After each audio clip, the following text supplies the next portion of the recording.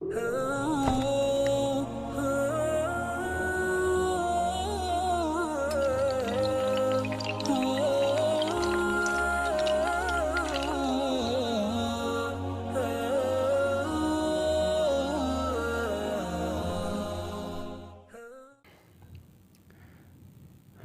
میں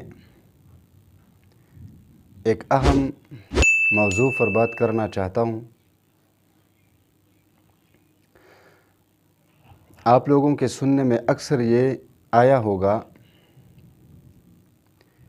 کہ کوئی نہ کوئی عام آدمی کسی عالم سے ضرور یہ پوچھ رہا ہے کہ بھائی کچھ علماء اس قسم کی بات کرتے ہیں، کچھ علماء کچھ اور کہتے ہیں، کچھ اور کہتے ہیں، تو ہم کنفیوز ہو گئے ہیں کہ ہم کس کی بات مانیں اور کس کی نہ مانیں۔ اور شاید آپ لوگوں نے بھی کسی سے ایسا سوال ضرور کیا ہوگا۔ اس بات کا میں ایک آسان سا جواب بتانے جا رہا ہوں، لیکن اس بات پر سب سے پہلے آپ لوگوں کو یہ کرنا ہوگا کہ اس کو غور سے سننا ہوگا، پھر اس پر اکیلے میں غور کرنا ہوگا اور اس کے بعد اس بات پر عمل کرنا ہوگا۔ تو میں آپ لوگوں کو ایک گارنٹی دیتا ہوں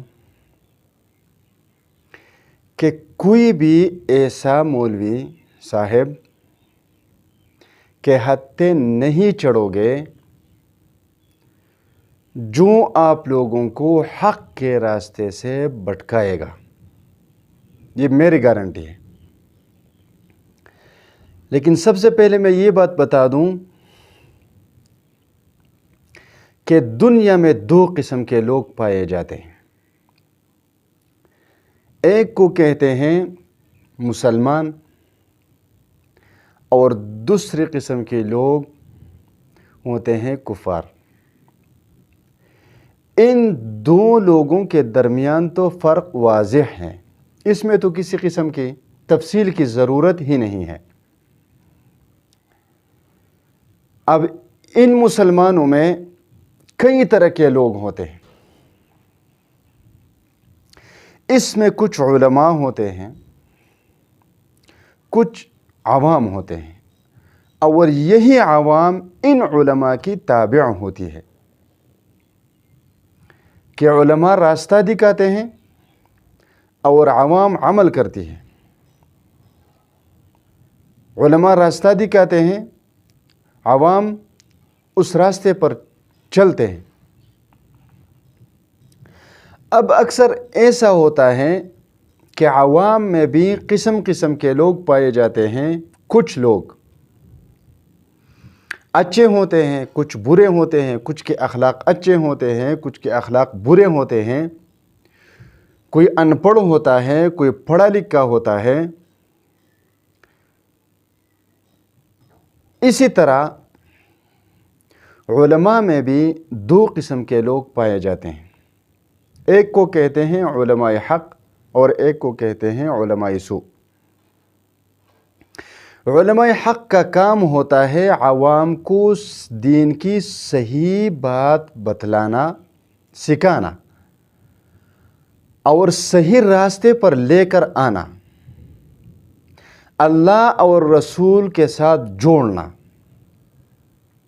اور علماء سوء کی ہمیشہ سے کوشش رہی ہے کہ عوام کو صحیح راستے سے بھٹکانا، لوگوں کے اندر فتنہ پیدا کرنا۔ اب آپ لوگوں کو یہ پہچان کیسے ہوگا کہ علماء حق کون سے ہیں اور علماء سوء کون سے ہیں؟ اس کا میں ایک آسان طریقہ بتاتا ہوں، شاید آپ لوگوں کی بات سمجھ میں آ جائے۔ مثال کے طور پر آج کل سوشل میڈیا کا دور ہے، کئی قسم کے علماء اس پر پائے جاتے ہیں، تو اکثر ایسے علماء ہوتے ہیں جو اپنے فالوورز بڑھانے کے لیے دین کی وہ باتیں منظر عام پر لاتے ہیں جن کا تعلق عوام کے ساتھ بالکل بھی نہیں ہوتا۔ وہ علماء کے اپنے اندر کی بات ہوتی ہے، عوام میں بیان کرنے کی ضرورت نہیں ہوتی۔ مثال کے طور پر میں ایک مولوی صاحب کے ساتھ راستے پر جا ملا، سفر شروع ہو گئی، مولوی صاحب بتانے لگا کہ مردے سنتے ہیں اور نہیں سنتے، مردے سنتے ہیں اور مردے نہیں سنتے۔ 1 گھنٹے کے سفر میں صرف اسی بات پر گفتگو ہوئی اور میں خاموش بیٹھا رہا۔ جن علاقے کی میں بات کر رہا ہوں وہ انتہائی پسماندہ علاقہ ہے۔ اب میں نے اس کو بتا دیا کہ بھائی صحابہ کرام کی ایک جماعت فرماتے ہیں مردے سنتے ہیں، صحابہ کرام کی ایک جماعت فرماتی ہے کہ مردے نہیں سنتے۔ تو اب یہ مسئلہ جو آپ چھیڑ رہے ہیں اس میں صحابہ کرام کا اختلاف رہا ہے، فقہاء، پھر محدثین، پھر ہم سے بڑے بڑے علماء، ہم تو کچھ بھی نہیں ہیں، ہم تو طالب علم ہیں، ہمارے تو سیکھنے کا پڑھنے کا زمانہ چل رہا ہے۔ اب تم مجھے یہ بتاؤ کہ ان عوام کے اندر اس موضوع کو چھیڑنا ان عوام کو کس طرف لے کر جانے کی کوشش کر رہے ہو تم؟